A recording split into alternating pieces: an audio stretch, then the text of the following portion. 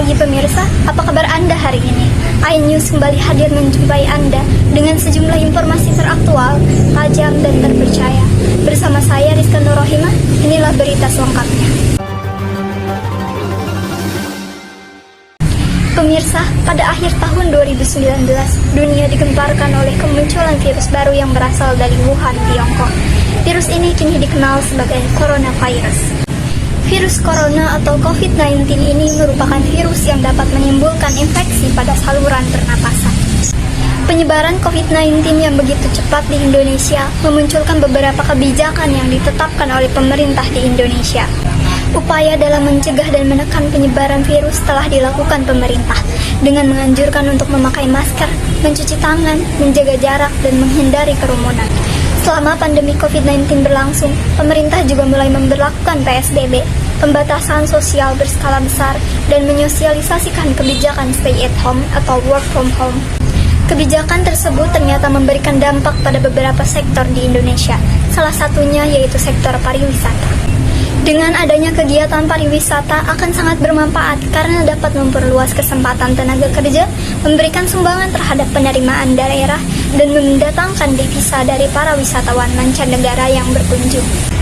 Adanya pariwisata juga akan menumbuhkan usaha-usaha ekonomi yang saling merangkai dan menunjang kegiatannya sehingga dapat meningkatkan pendapatan masyarakat.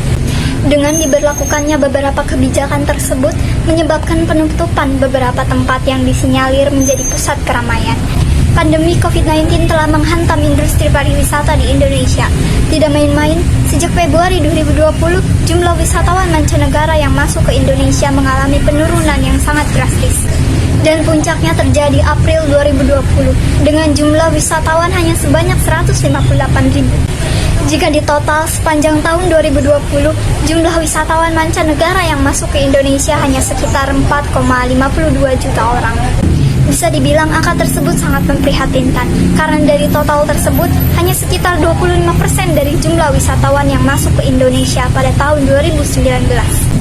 Hal ini pun berdampak pada pendapatan negara di sektor pariwisata.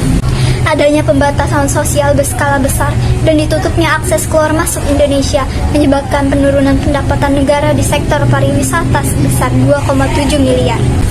Dampak pandemi COVID-19 pada sektor pariwisata Indonesia juga terlihat pada pengurangan jam kerja. Sekitar 12,91 juta orang di sektor pariwisata mengalami pengurangan jam kerja dan 939.000 orang di sektor pariwisata sementara tidak bekerja.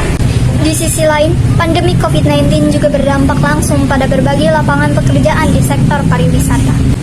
Menurut data BPS 2020, sekitar 409.000 tenaga kerja di sektor pariwisata kehilangan pekerjaan akibat pandemi COVID-19. Berbagai upaya dilakukan untuk menyelamatkan pariwisata Indonesia.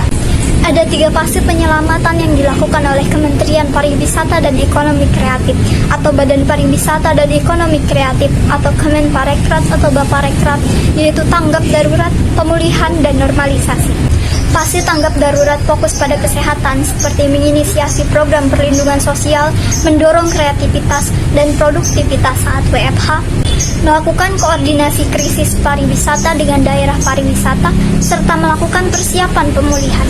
Selanjutnya adalah fase pemulihan, di mana dilakukan pembukaan secara bertahap tempat wisata di Indonesia.